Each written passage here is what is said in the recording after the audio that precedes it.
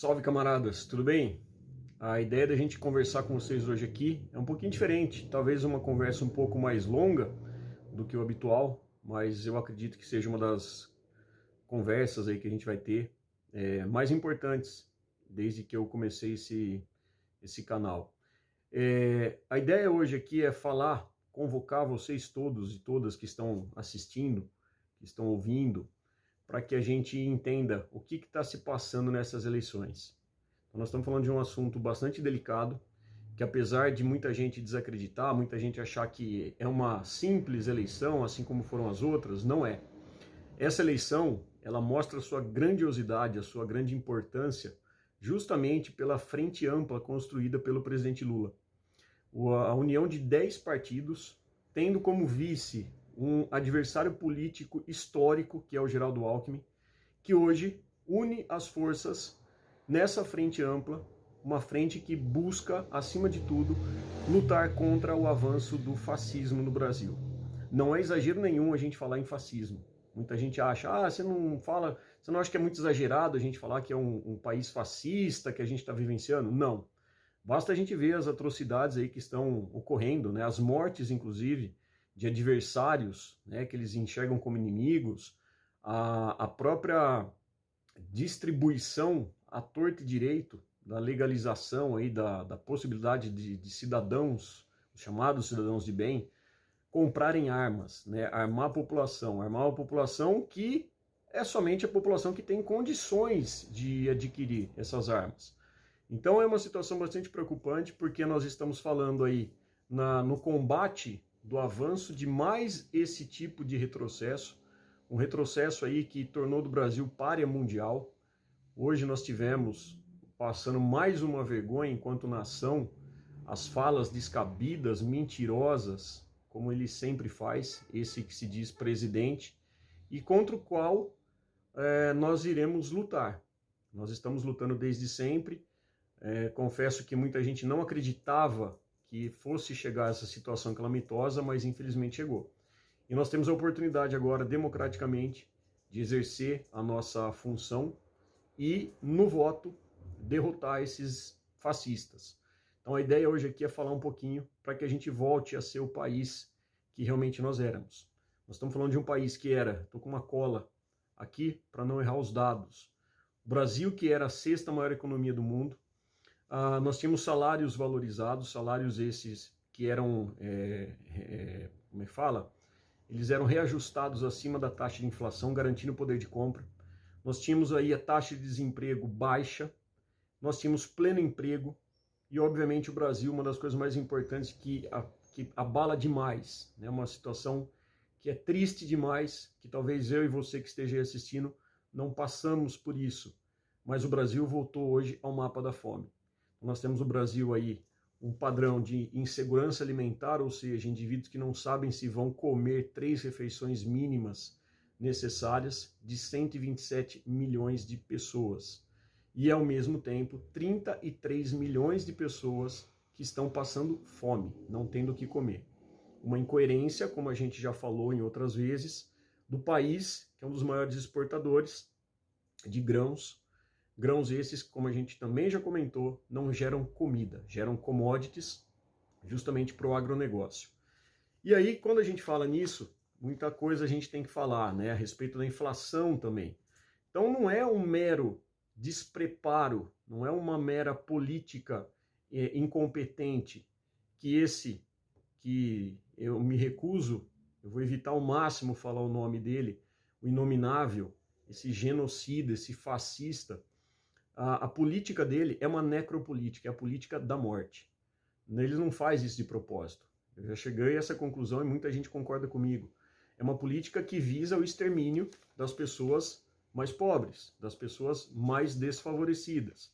Então a gente tem essa situação que, se a gente analisar num contexto amplo, a própria fome ela está baseada no que nós chamamos de nutricídio.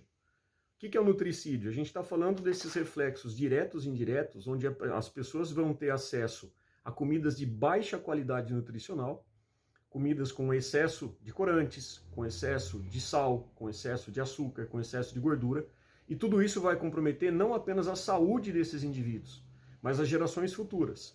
A gente pode falar até da questão da epigenética. Nós tivemos a fome na Holanda, que refletiu posteriormente nas gerações seguintes. Filhos dessas pessoas que passaram fome, assim como os netos dessas pessoas. Então a gente está vendo uma situação que é uma bola de neve, que ela não vai terminar aqui, ela vai adiante. Então o retrocesso, o dano causado ao nosso país, ele é gigante.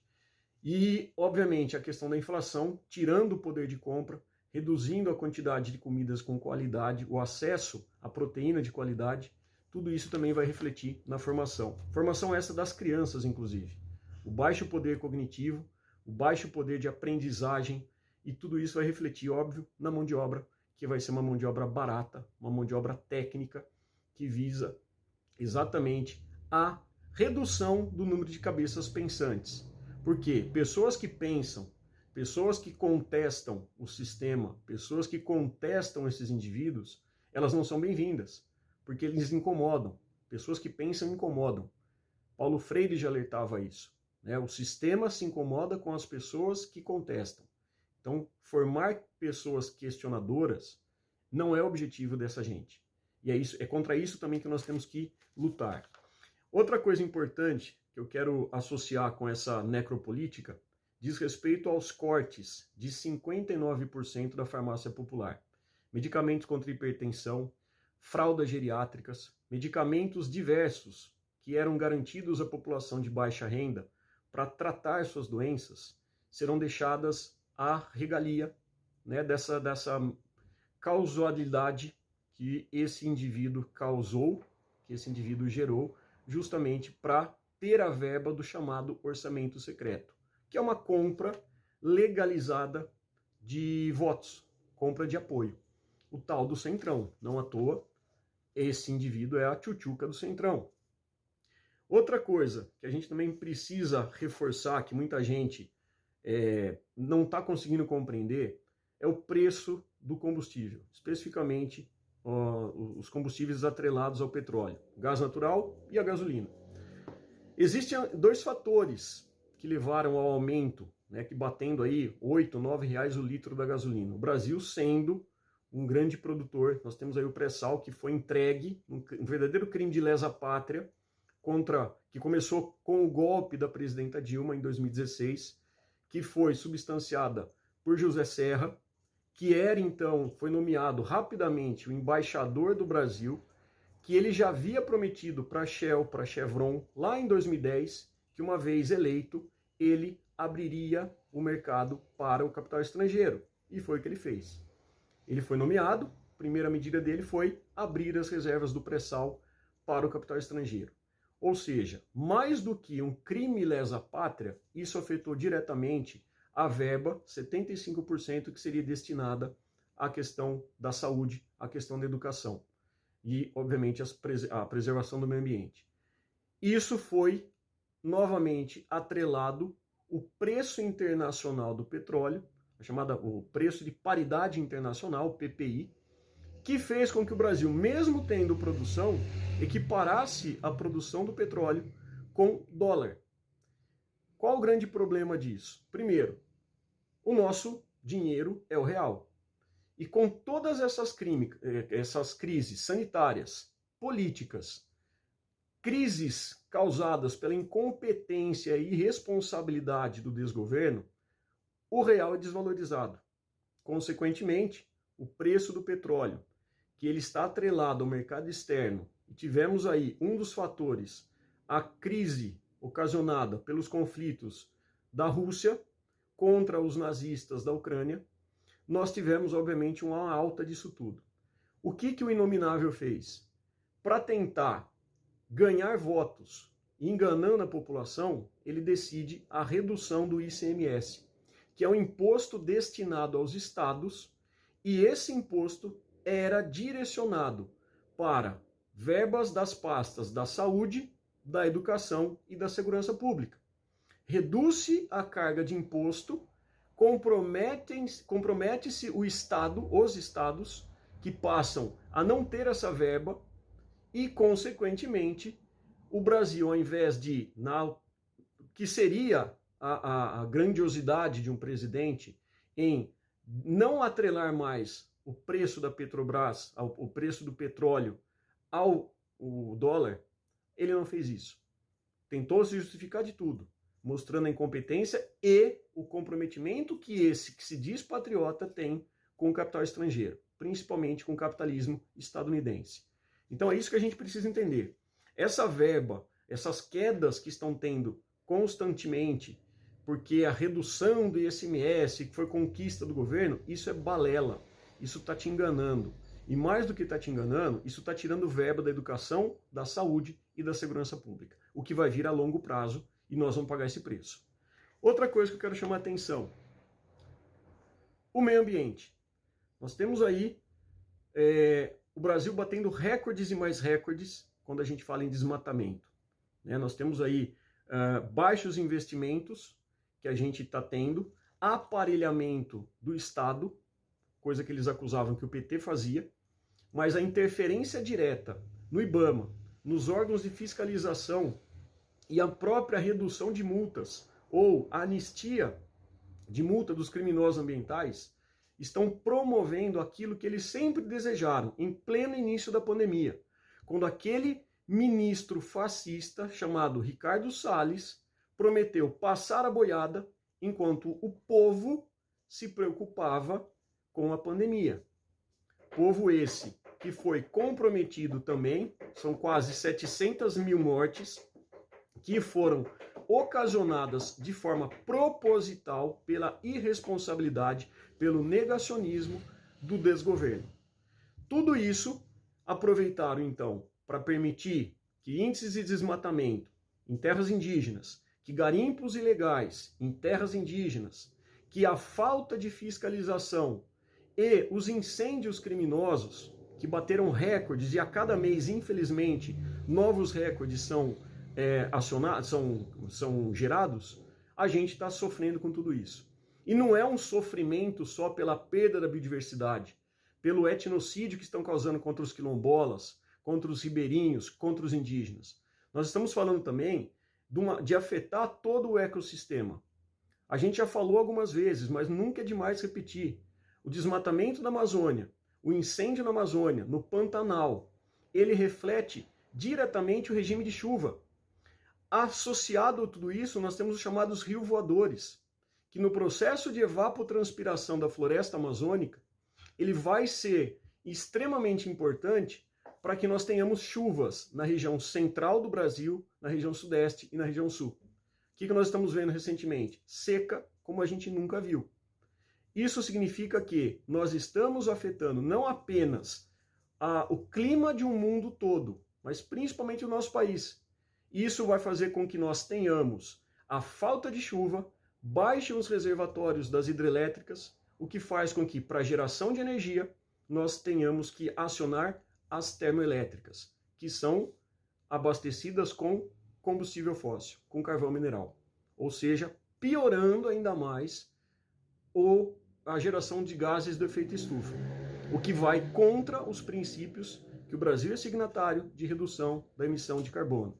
Só um detalhe importante, o Brasil é o principal emissor de gás carbônico, lembrando que o carbono, que é um dos responsáveis pelo efeito estufa, não vem só do gás carbônico, ele tem do metano também, principalmente, né? Fruto da agropecuária, da flatulência, do arroto, dos gados.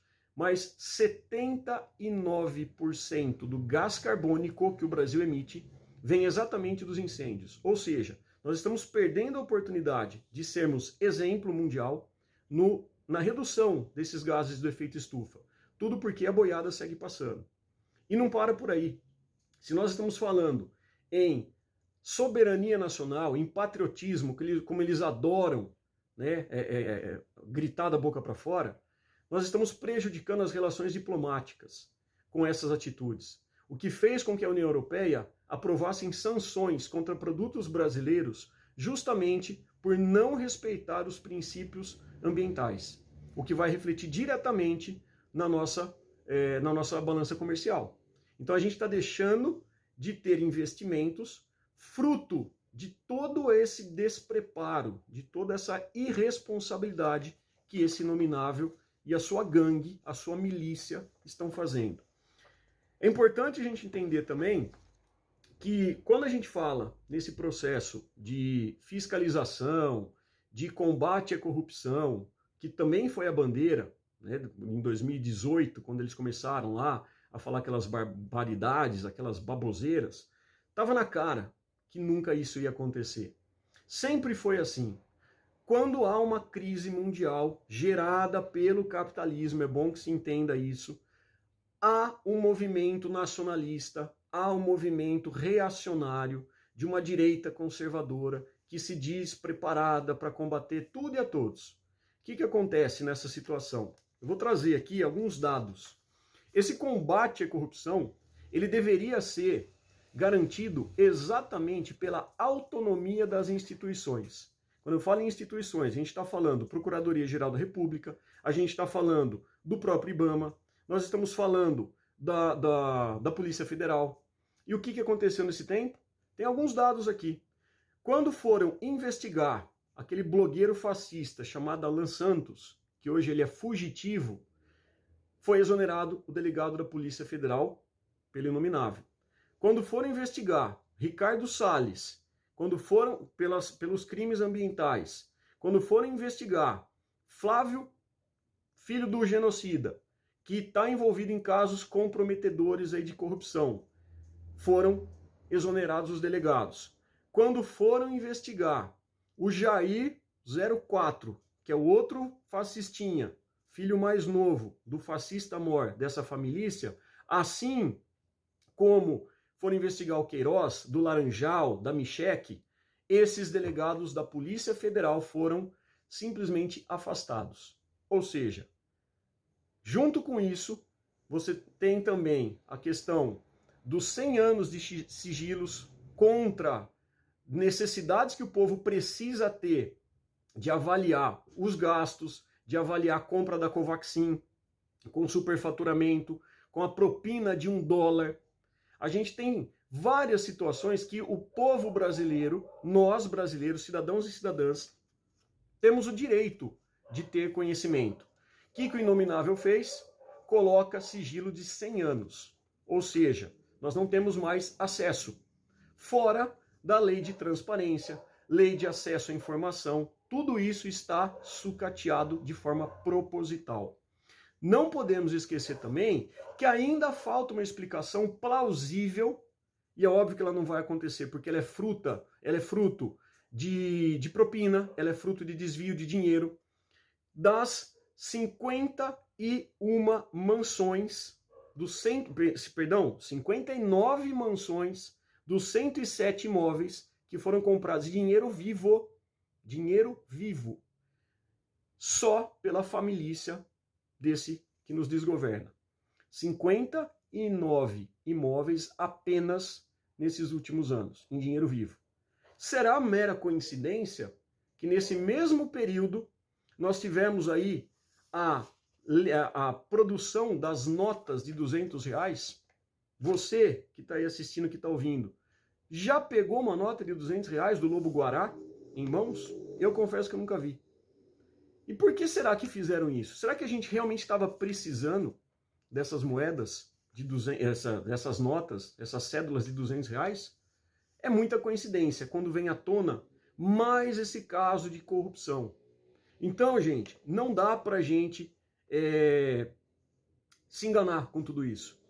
E se a gente analisar esses casos de corrupção que envolvem a Petrobras, que tomaram as manchetes e que levaram à prisão irregular, a prisão injusta daquele que teria condições plenas de derrotar o Inominável em 2018, que foi o ex-presidente Lula, e que se tudo der certo, e aí a gente conta com vocês, inclusive, para eleger já nesse primeiro turno o presidente Lula, a gente precisa entender que isso tudo só aconteceu porque Lula e Dilma permitiram investigar. É o que eu sempre falo. Quem não deve, não teme. Por que sigilo de 100 anos? Por que afastar? Por que aparelhar Estado? Por que indicar um procurador-geral da República que não dá prosseguimento a nenhuma investigação? Lembra muito o que aconteceu no governo Fernando Henrique, com o engavetador-geral da República, o Geraldo Brindeiro. Não sei se vocês lembram Basta dar um Google aí, vocês vão pesquisar. Foi o cara que mais tempo ficou na Procuradoria-Geral da República. Respeitava-se, obviamente, uma lista tríplice, mas se eu tenho rabo preso, se eu sou amigo desse que me indicou, eu não vou deixar chegar numa investigação.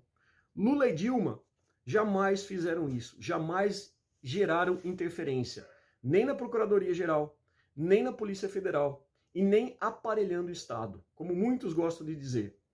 Então, o que a gente precisa entender é que esse ano nós temos aí uma frente ampla. Nós temos essa frente ampla que ela não é uma discussão de projetos políticos. Ela não é uma discussão de propostas políticas. Porque se a gente fosse analisar, só pelo histórico que o governo Lula teve, sendo o Brasil respeitado, sendo o Brasil reconhecido mundialmente, a gente poderia votar de olhos fechados, sem qualquer tipo de configuração que fale ao contrário. O que acontece hoje em dia é que a situação é tão grave que ela exige aliança com outras pessoas, inclusive de ideologias partidárias distintas. Então essa não é uma mera eleição. A gente está falando de derrotar o fascismo. É uma eleição que vai definir quem você é, quem você quer, o que você quer para o seu país, o que nós queremos para o país. Tem muita coisa que a gente pode não concordar com as políticas, com as propostas dos partidos que estão se alinhando, por exemplo. Mas é fundamental que isso seja, infelizmente hoje, discutido em segundo plano. O que está em jogo é a civilidade contra a perpetuação dessa barbárie que levou o Brasil ao fundo do poço, que levou o Brasil a passar vergonha mundial, que levou o Brasil a ser desrespeitado mundo afora. E nós não queremos, nós não merecemos isso. Então essa aliança, a gente vai ter que votar no 13. Nós vamos ter que fundar o dedo na urna para derrotar esse cara o quanto antes. E é isso que eu quero fazer esse apelo para vocês.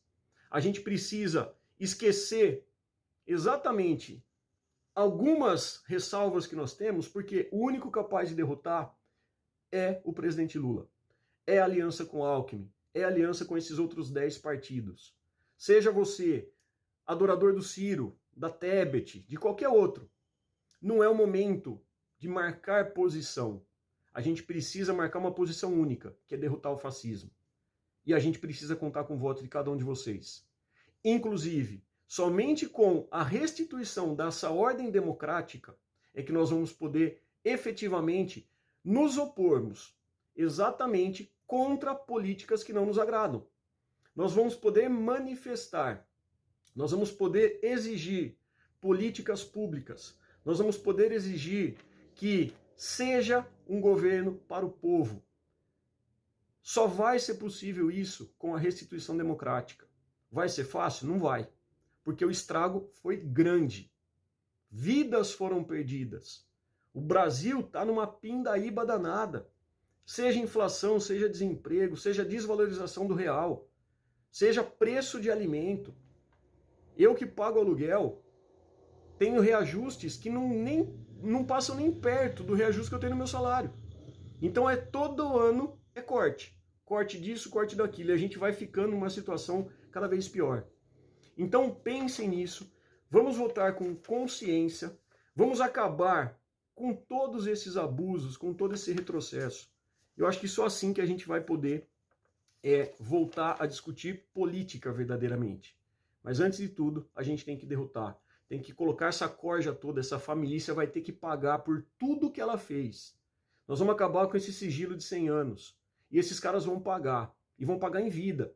Eles vão ser presos, eles vão ser punidos por todos os crimes, por cada morte que eles causaram. Por cada morte pela falta de vacina, pela proliferação de mentiras, pelas pessoas que entraram nessa conversa mole, pelas pessoas que mataram outras por serem opostas aos seus pensamentos. E é isso que a gente vai precisar fazer. Portanto, camaradas, eu faço aqui mais uma vez o apelo. Não é aqui pedir para você votar no Lula. Não é aqui para pedir para você ir de vermelho e de camiseta do Lula votar. Eu estou pedindo para você votar com a consciência e com a responsabilidade de que só derrotando esse cara o quanto antes E nós temos chances reais de já acabar, de liquidar isso no primeiro turno, não dando chance para que ele continue com fake news, para que ele continue com ameaças. Só assim a gente vai poder restituir a verdadeira democracia. Uma democracia nossa que é frágil, mas a gente tem força para levar ela para patamares maiores e melhores. Então, dia 2 é Lula 13. Vamos acabar com tudo isso e vamos fazer o melhor para o nosso país. Conto com a colaboração de vocês. Dia 13 não é Lula, dia 13 é pelo Brasil. E é isso que a gente vai fazer. Tá bom? Espero que vocês tenham gostado. Se gostou, dá o like. Se inscreve, divulga esse vídeo. Acho que ele é um vídeo de informação acima de tudo. E eu aproveito para divulgar novamente, quem ainda não adquiriu, o meu livro, que é Um Irritante Necessário. Então vamos colaborar. Tenho aqui vários acontecimentos, relato várias coisas sobre os acontecimentos políticos, geopolíticos, de meio ambiente, de ciência. Tem uma parte de futebol, como a gente já comentou para vocês. Então a gente está aí à disposição. Quem quiser, entre em contato. Manda um e-mail para mim, lpadula@gmail.com. Quem puder colaborar também, nós agradecemos. Vamos na fé, vamos com força, luta e resistência sempre. Venceremos!